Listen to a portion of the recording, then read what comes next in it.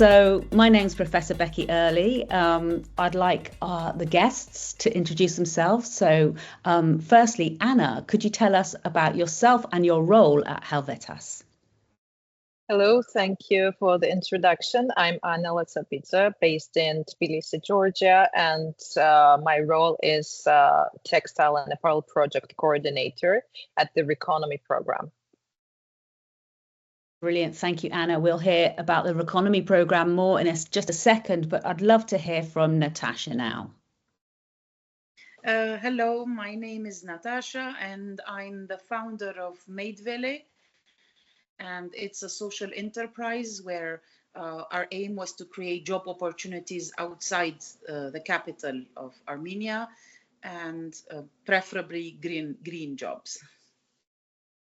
Fantastic. I'm so happy to have you both here. When we first started talking, from my point of view at World Circular Textiles Day, I was so excited to get your email because I just don't know what's happening in your region. And this whole project over the last 5 years has been amazing to find out about circular textiles and current practices from all zones in the world, and so I was so excited that we would know more about the Baltics and about the Eastern countries through your involvement with us this year in World Circular Textiles Day. Anna, could you tell us about the RECONOMY program? Sure, thank you for the question. So RECONOMY is a program, it's a green and inclusive economic development program of Sida implemented by HELVETAS Swiss Intercooperation. And HELVETAS works in multiple geographies and multiple sectors, and also utilizing an array of different instruments. And through different programs and through different projects and interventions, we create sustainable, scalable impact that translates into income increase and also jobs for youth and women. So through this, I can say that our main target groups are mostly youth and women. So RECONOMY program, as I mentioned, is implemented by HELVETAS Intercooperation, Swiss Intercooperation. It's a program of Sida, and under RECONOMY program, we are covering 2 different regions. These are Western Balkans and Eastern Partnership region, and we have different projects as well. And one of the projects which we're implementing is about textile and apparel sector in Eastern Partnership countries. So through this project, we're covering only one country. But of course, it doesn't mean that it can be this kind of approach can't be replicated to other regions, because in some of the cases, challenges and opportunities are same in different regions. But now we are focused on only on Eastern Partnership. We're covering 4 different countries here: Ukraine, Moldova, Armenia, and Georgia. And our aim, Textile and Apparel Project's aim, is to ensure growth and competitiveness of the textile and apparel sector through different approaches, which is related to circular economy, which is related to sustainability, resource efficiency. And through this, we want to ensure that textile and apparel companies can grow their export potential, can export to international market, and can be competitive in the market. And when we are saying sustainability, when we're saying circularity, this is in most of the cases prerequisites to export your products, to have the niche to different markets, and also to use all the benefits which considers this sustainability. Because at one hand, we have this the decreasing of environmental footprints, and on the other hand, we also have some cost savings which can private sector have, because this is related to creativity also. Because if we consider, for example, upcycling or downcycling some of the materials, you can make new added value products or new things which can be beneficial for other customers, and you can make other directions. So there are different benefits out of it. So in general, this is about the program, and I think we will go deep into the program challenges, what are the opportunities, what we're doing, what are the results. So far, that's generally about the program. Thanks. Yes, thank you, Anna. A great introduction to the program, and really exciting to hear that it's about compliance to some extent, of trying to understand what the requirements and the expectations and the current sort of mood across the rest of Europe and trade in general around textiles and apparel. So sort of it's about potential compliance, but it's also about understanding and exploring the real opportunities that come through this kind of green and circular thinking too.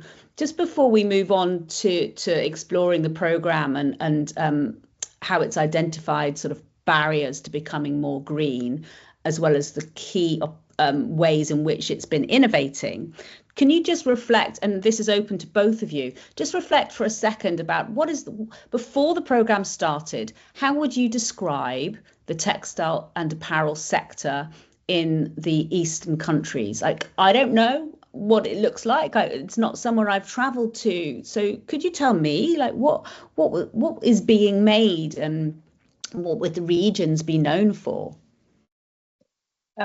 Maybe Natacha can answer this question more like in detail, but from a general overview, I will just say that not only in Eastern Partnership, but also in other countries now in Eastern Partnership, I will focus on, there is a very huge potential to take some niche markets, to have the quality and also the sustainability into this market in the Eastern Partnership countries, and then to, I don't know, export to different countries. So what I want to say that there is a huge potential, but there are some small and in some cases big challenges and constraints, I would say, which stops the system to work and stops this value chain to work properly. So we should know what are these potential, what are these opportunities, and we should support all of us. It's not only about partners, it's this system needs to be, how to say, everyone to be involved in, also private sector companies, different associations, also universities when we move to the skills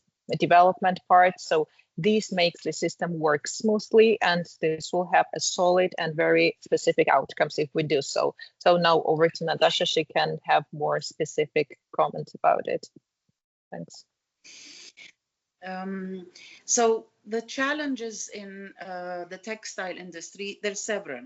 There's one, the market. Let's say that we don't have access to a lot of fabric in Armenia, which is a challenge, but it's also, it opens up doors to a much more interesting approach to designers that we would like to propose, actually.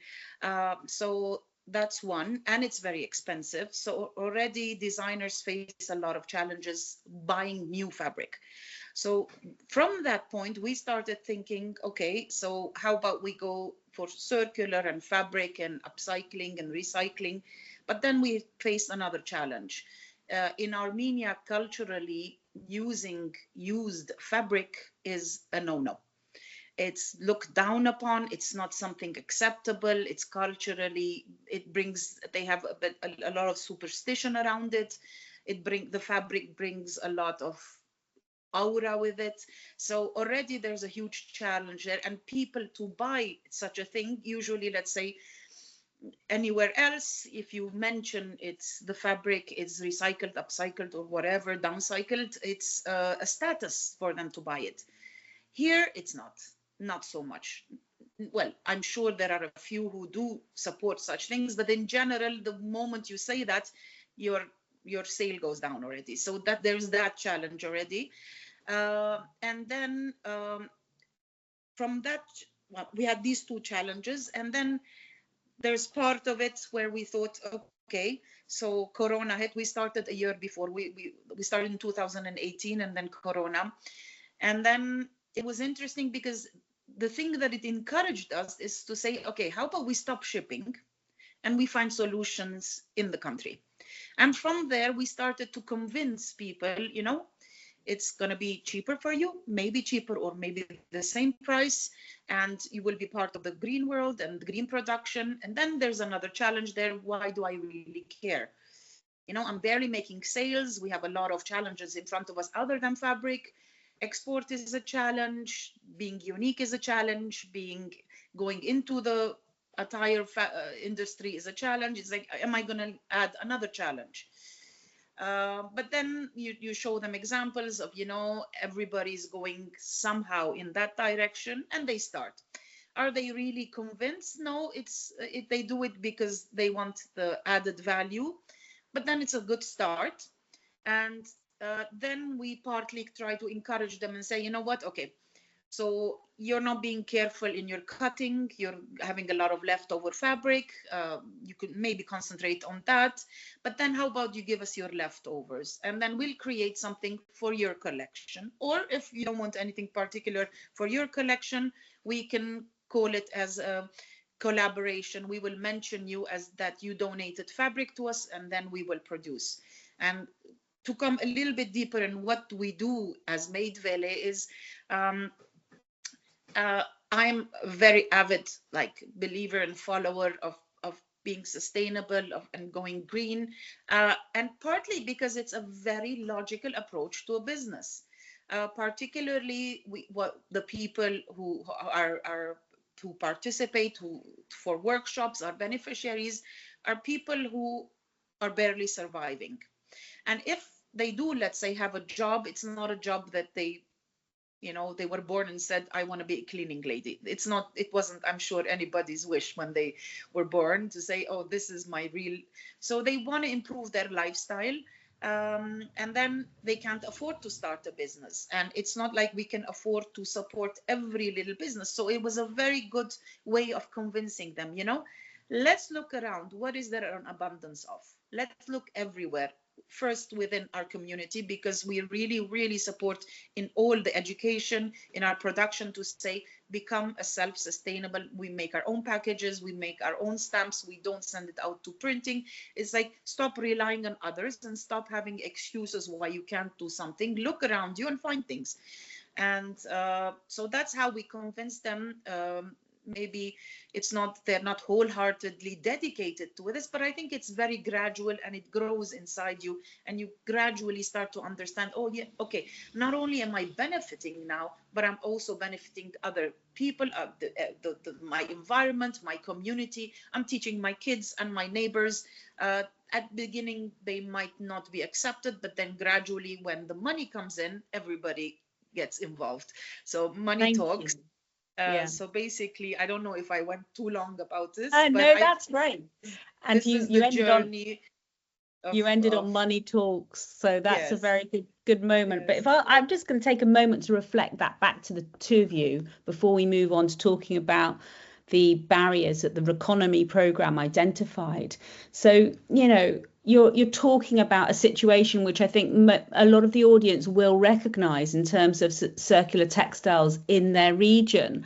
First of all, Anna was talking about its potential to evolve its niche strengths, and that there's a cultural identity and value and attachment around these products and these textiles and materials that has great potential to be sort of nurtured now and re-emerge back into the economy. But it also sounds as if you're experiencing many of the common barriers and problems and perceptions that happen all over the place. So on the one hand, you've noted that it can be difficult to get access to materials, and that actually looking around locally at resources and reusing waste becomes quite a natural approach, especially with price of materials too and changing import tariffs. But that as you begin to reuse fabrics and textiles and clothes, you're noticing cultural barriers, the perceptions by consumers that these things actually should be cheaper, not more expensive, and that they may become with spirits or with associations or histories that perhaps they don't want. They like newness quite often. And so there's all these barriers to sort of perceptions of reusing textiles. And then there's the current pressures that you noted in terms of people just sort of being very busy, very pressurized by economic and sort of the need to work and bring an income in to sort of give time to these what seems like almost sort of add-on factors with something every day like their clothes. So it's amazing to hear you talk, and I can really relate to that. And especially then, Natacha, what you were saying about your personal values driving the entrepreneurial community. And that's something I definitely recognize everywhere, that, you know, it starts with individuals who want to make a change, and then they work out how to grow and evolve something more widespread and impactful. So thank you, both of you, for those first sort of round of answers. Anna, I'm going to come back to you now, because I know the RECONOMY program, when you started going with it, one of its first tasks was to map and identify what the barriers were. What would you say you found evidence of being, you know, barriers? What were people experiencing?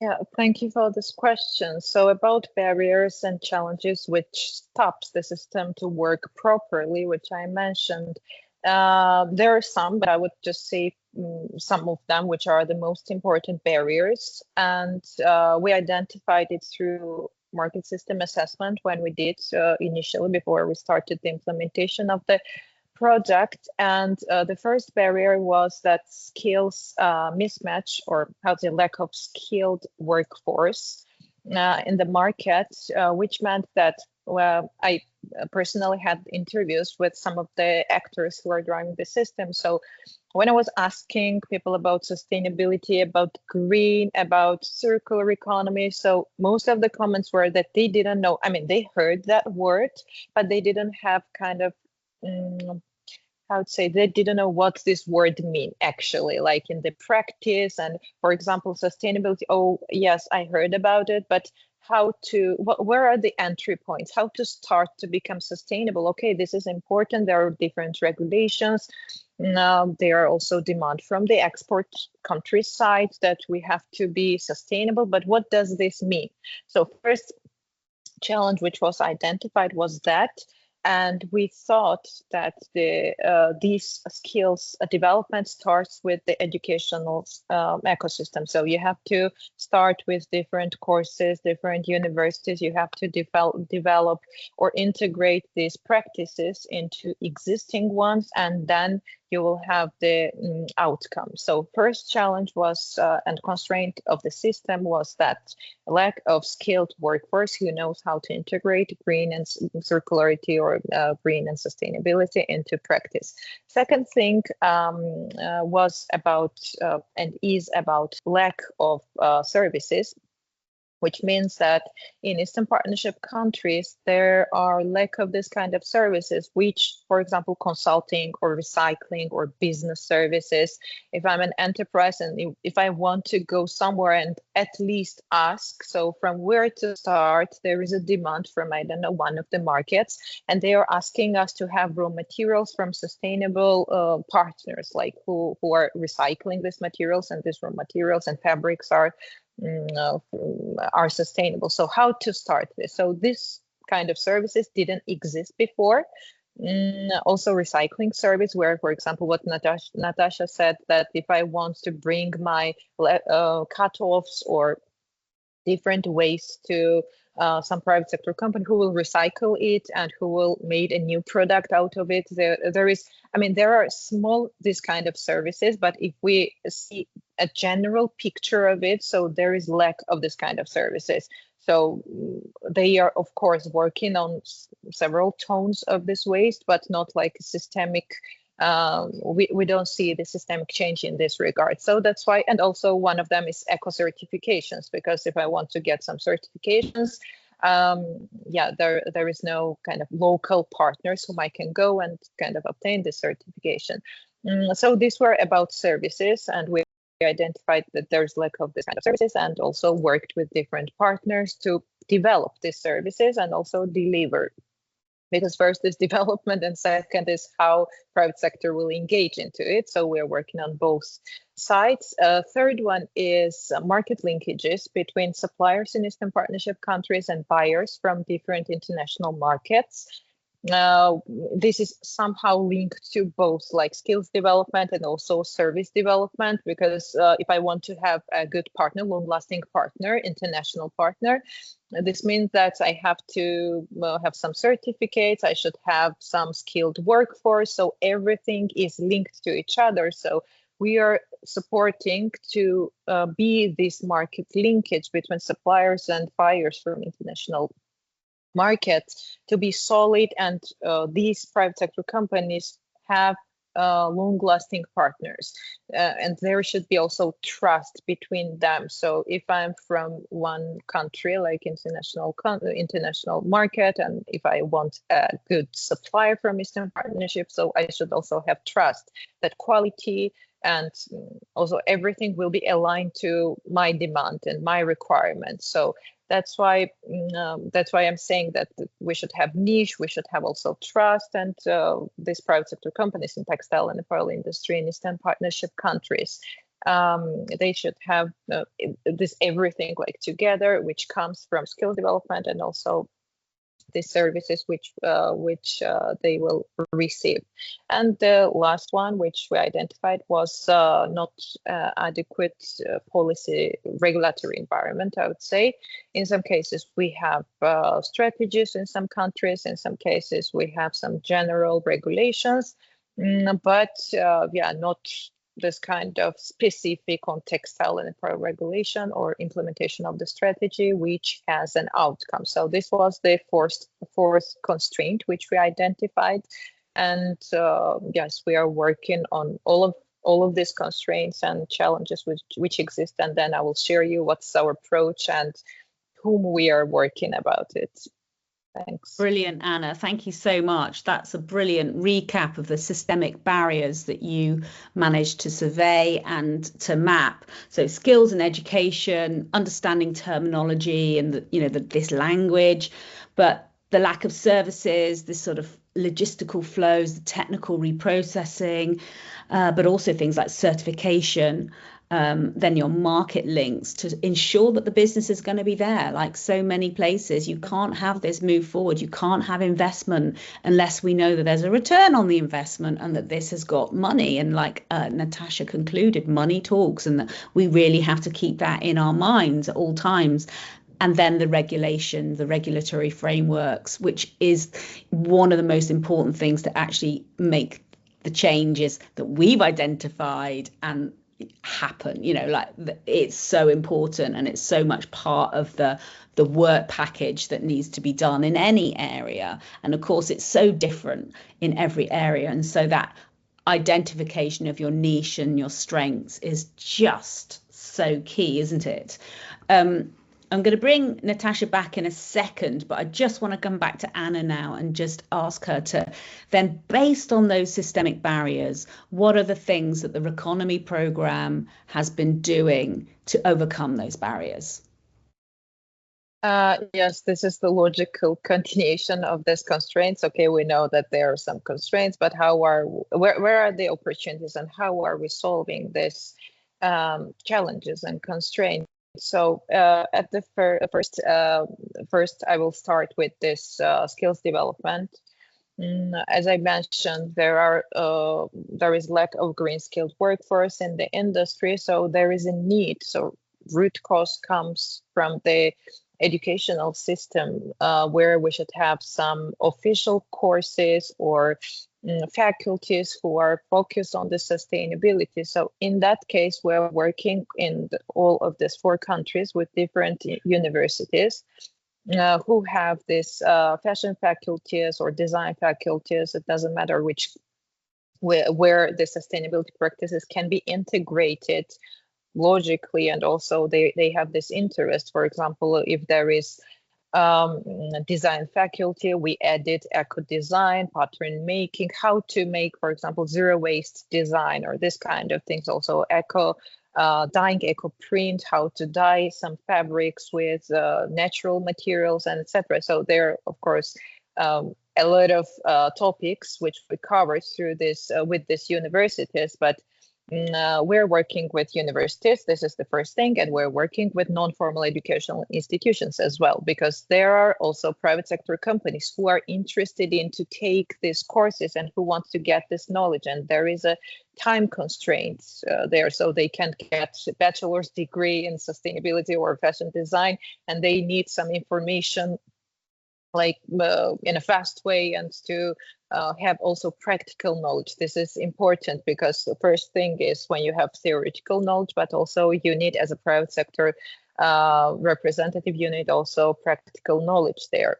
So that's why we developed and then delivered these two different things. One is about with universities, like official syllabi and curricula in some cases modules.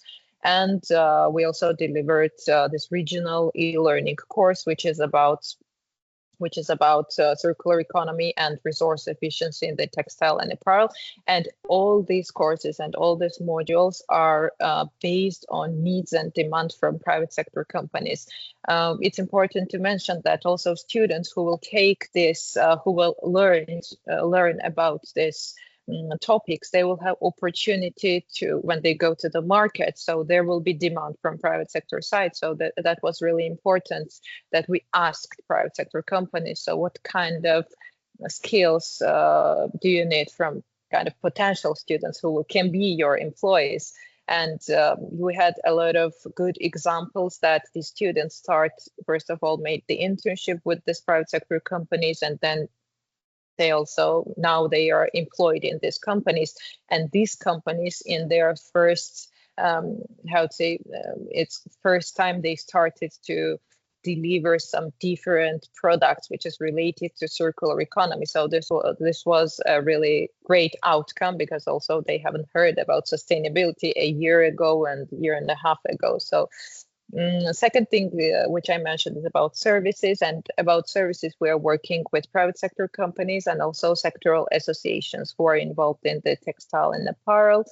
And sectoral associations, I would say they are the hub of private sector companies who can share their knowledge, who can share different insights, and also sell this kind of services to them.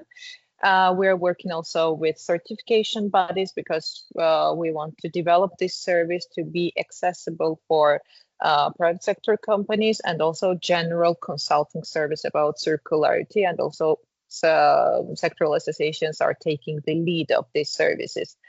Next one was market linkages, fragmented market linkages between suppliers and buyers. Here we're making tailored mentoring for private sector companies who want to export their products, and matchmaking sessions between these suppliers and buyers from different countries.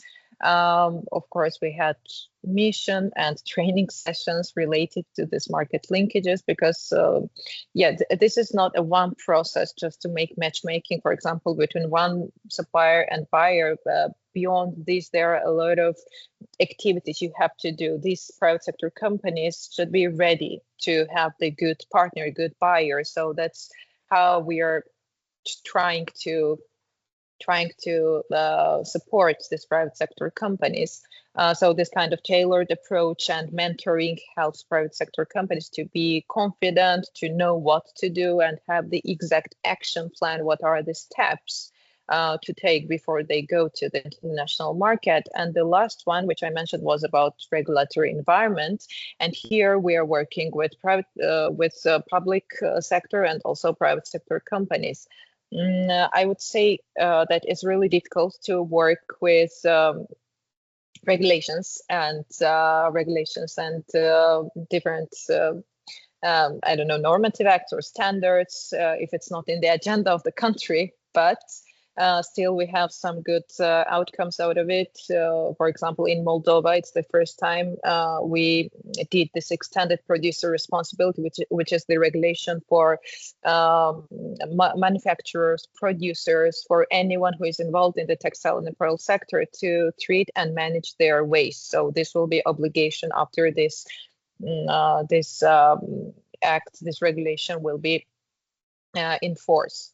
So this is, I think, how we're doing. For example, in context of Armenia, we have in place a strategy which was developed before our program, but there are some constraints about implementation of it. So we're also thinking to start this process to support to implement this strategy as well, which is great strategy, which is very specific to textile and apparel industry, and yeah, it has all these actions which needs to be taken. So these are mainly the points and solutions how we are and whom we are working. Actually, we're working with all the systemic actors who are involved in the textile and apparel, and it's not only these actors. We have also different partners from different countries, not only in Eastern Partnership, to cover all these aspects. So this helps us also to cover and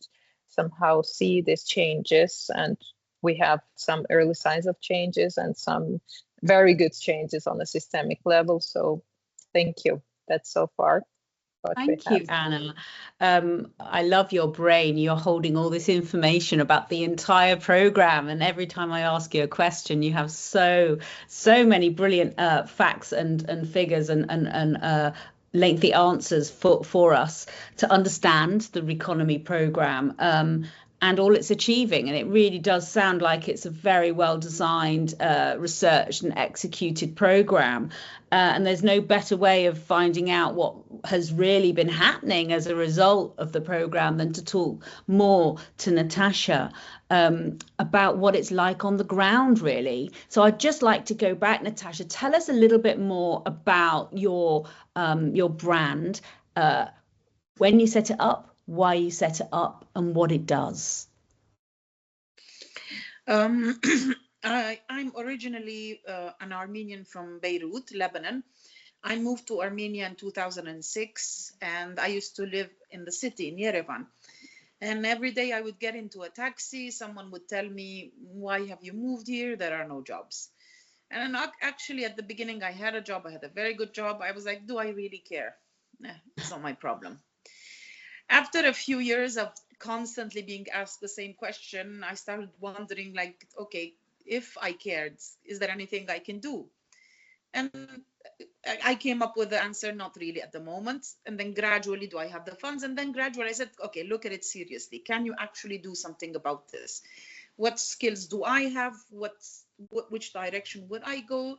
And it happened that I had the project of upcycling furniture. I also do furniture in Dilijan. It's a rural region, beautiful region. And I moved here for 5 months, and we actually set up with 2 associations, a cafe created by kids to teach them that not to waste something. So the whole cafe was created based on old furniture. And then I got to work with women because I had to do placemats and so and so and so and so and lamps, and we did it from upcycled things. And then I kind of fell in love with the region and the people, and I was like, okay, Natacha, start doing something. And I gave up my job, and it took me 2 years to bring together everything I had gone through. I had taught, what are the teaching issues here, the people, what are their requirements, everything, 2 whole years. And then gradually, to make a very long story short, I set up Made-vel-e, and the idea was to create job opportunities for people in rural regions, which is very rare to get, particularly in Dilijan. It's a very touristic place, so other than hotels and restaurants, there are barely any jobs. It's open to any age, any gender. There is no limitations, but ours is usually 95% women and 5% men.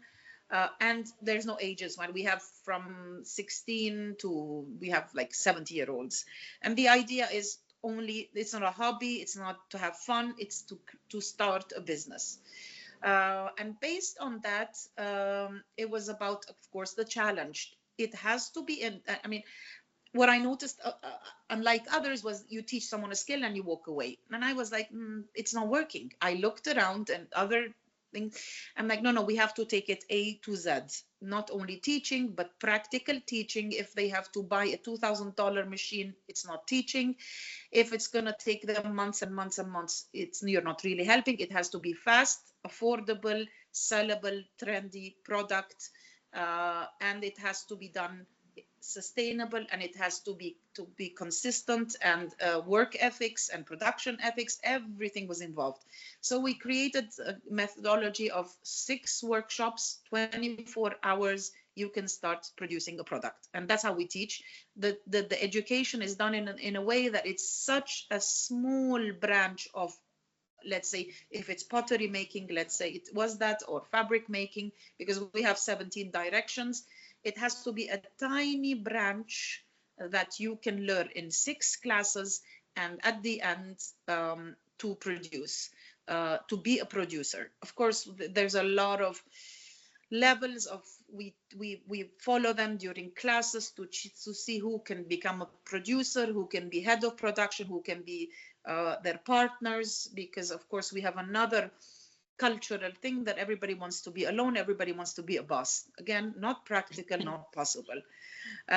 So we kind of see, okay, who can we trust, who can be consistent, because at the end of the day, now we have over 50 women and men who produce, and we have to trust these people that when we place an order, because at the end we place an order. So let me go back to the cycle. We teach them, and then we choose the best who seem to be ready, because some of them are not ready and need to go to another level, to another workshop.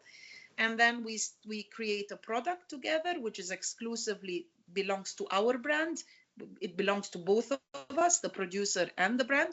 And then we buy it from them, because we don't want them to worry about sales and marketing. But we also teach them how to market, because they have the product with us, and then they can start doing their own brand. We teach them how to create a logo.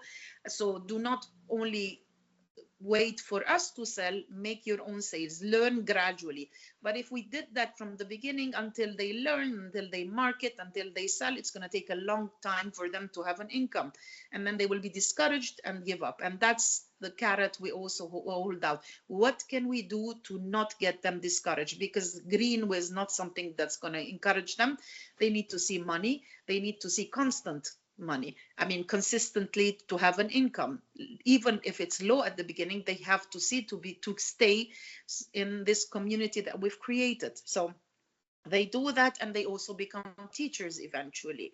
In that slim branch, they come back and they teach, because we also run workshops. So part of our center, we have a guest house underneath, which is 95% upcycled furniture, which tourists come, and then they run workshops for tourists with recycled items, teaching them how to recycle plastic, and they create a product, the guests, and they take it with them as well. So they have 3 sources of income, which is better than one. So now we buy it, at the end we buy it from them and we sell it. Of course, our name is called Made-vel-e, which basically means made by. And the reason is made by so and so, the name of the person who produced. We're just the umbrella that a person can place an order. We represent all these people. It's our problem whether you receive your product in quality, if it's exactly what you wanted. We do all the communication, we do the sales. We also teach them how to sell, because that's another problem in Armenia. Selling a product is they have a barrier. I mean, they're very they're shy, they don't know how to sell, they sometimes oversell, undersell, overtalk, undertalk. So it's about being confident and just throwing it out there, and we teach them that gradually, because it's not something you can do overnight. So we try to cover all the barriers, and the main thing is, do not depend on others, do not depend on shipping, do not depend, have everything, whatever local is available. And the second thing we teach them, the simplest way for them to understand green is, if you're paying money and in particular buying something new, you're veering off the route. So every time you spend money, think, is it something I really need? Because there is no 100%. It can't be, not at the moment anyway. You cannot. I mean, we cannot produce anything today, but we're hoping to one day, very soon. So maybe we get there. So that's what the mindset we talk about encouraging for them to produce and approaches. So we do all of these with the hope that gradually we make changes with the youth, with the elderly, because some people say youth is but I think a 50-year-old has the same hope as a 60-year-old, as a 70-year-old, as a 10-year-old. So mindset is not only for the new generation, it's for everyone to make changes. So, and we try to get as many people involved to see different perspectives, because we do recycled fiber and paper and plastic, and then we start saying, okay, we start to connect businesses and hotels. It's like, okay, what do you need? What do you need? What are your needs? You need slippers? Let's see if we can do those for you. So instead of buying outside the community, buy inside the community. Look for us to do things. You need corporate gifts? Talk to us. We'll find a way to make it pretty, shiny, which is what they want, but still green as possible. You know, of course, this is brilliant. It's yeah. If I can come in, Natacha, sorry, just to sort of say, you know, just to reflect back to you. Well, I love it. I'm blown away by your project and your energy and your work, and just how fantastic your mission is, because you're giving a region resilience. You're giving people skills, knowledge and drive in a really sort of resilient and holistic and green way. And it's just fantastic to hear about the progress you've made. And, you know, what strikes me, I talk about this a lot in the work I do, but we need so much people like you who are able and prepared to act as the bridge between worlds. So a hotel to a small maker, you know, you're the broker in the middle who's helping the product, who's identifying the waste, who's sort of managing. I mean, you must be overwhelmed and exhausted with everything you have to do, but we need more people, you know, that are able to bridge these sort of resources and these opportunities and make these circular flows really work in a way that is appropriate to the region and the needs of the people. And I just love the model that you've been building, and your success. 17 directions, more than 50 individuals that you're supporting. It's brilliant. I wish I had longer to talk to you, but I'm going to come back to you both now with one question to wrap up, which is, what's happening next? What do you need to see happen in the next year? Anna, back to you. Sorry, I was muted. What our next step is that we're continuing working with these system actors who are changing, like Natacha from private sector side. She's a great example of how private sector companies should be engaged in the process. Of course, it's dependent on willingness and the vision of the private sector companies, but I would say that one example can become a role model for other private sector companies, as these can also make some changes at the system level, but of course it's not the only way. We will definitely scale up the successful SME pilots. I mentioned it before. We will also expand cooperation with European buyers, which I mentioned about market linkages, to secure these long-term export opportunities. We're also going to strengthen this certification and compliance service in the region, in the Eastern Partnership countries, all 4 countries. And we're going to support also policy dialogue that enables this systemic change. So through this, I will just say a final word, that through these networkings, and as I mentioned, Natacha is a great example. They had opportunity to participate last year at Moldova Fashion Week, which was, I think it was first experience at this Moldova Brands Runway, not the Fashion Week. And this was really important because now that year, Armenia is inviting Moldovan designers to this Yerevan Fashion Week. So this kind of networking, partnership, and involvement of all these actors make the changes. And we're just supporting them to make this changing and accelerate these changes. So all of these services, educational, etc., these are just supporting functions, and the most and key drivers of the system are people who are involved in the sector. So that's what I wanted to say. Thanks. Brilliant. Thank you, Anna, and congratulations on all the work you're doing. And you know, and the other thing is, which you came to us about, is just getting your good work out there, seen by other people, be recognized, be visible, have more conversations. So thank you so much. And Natacha, what do you want to see happen in the next year? Okay, so it's not just the year, our whole vision, like our 5-year and 10-year and 20 vision is one, when we started, it was about developing in different regions, as just exactly as you said, depending on the region and maybe the waste of that region. Like we work with other regions as well in small scale, like Sevan with plastic and so on. And our dream is maybe in 2-3 years to open more centers all over, and identified each region with that product. Our dream is, let's say, if there's a lot of nature, it's to do basket weaving in one region, clay making in another region, fabric in closer to the city, and plastic, and to become known for, I mean, you advertise the community becomes known for producing in that direction. And last year was our first year in because we used to do jewelry, mainly jewelry and fashion accessories. Last year it was our first fabric and fashion collection. This year, exactly on October 26th, now we're going to introduce our second collection. And this year, our dream is that this coming year is to go much further in fabric. And develop more something that's more to our identity, something related to us. And there's so many interesting directions in fabric to go.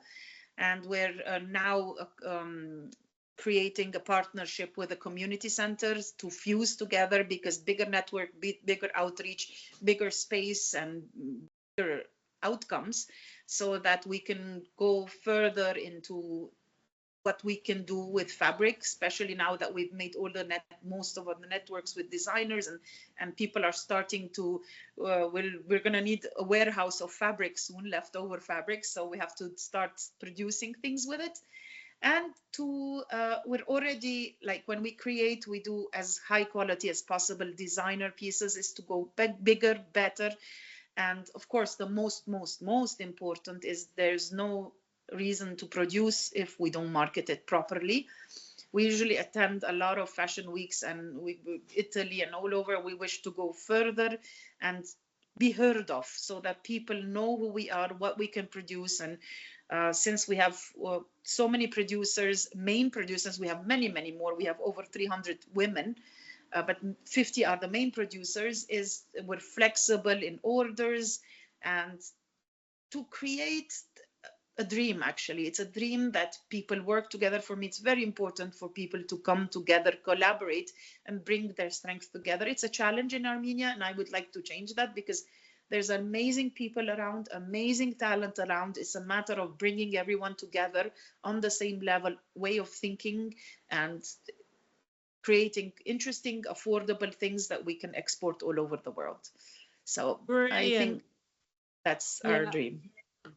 Fantastic. I'm so looking forward to finding out more about Armenia and all the other regions through the products and the people and circularity. It's fantastic. So thank you so much to Anna and Natacha for coming to World Circular Textiles Day this year and sharing your brilliant work. We're just delighted to have you on board, and we really look forward to hearing more and hopefully working with you more in the future. So have a good day. Thank you so much. Bye-bye, everyone. Thank you very much. Bye-bye. Goodbye. Bye.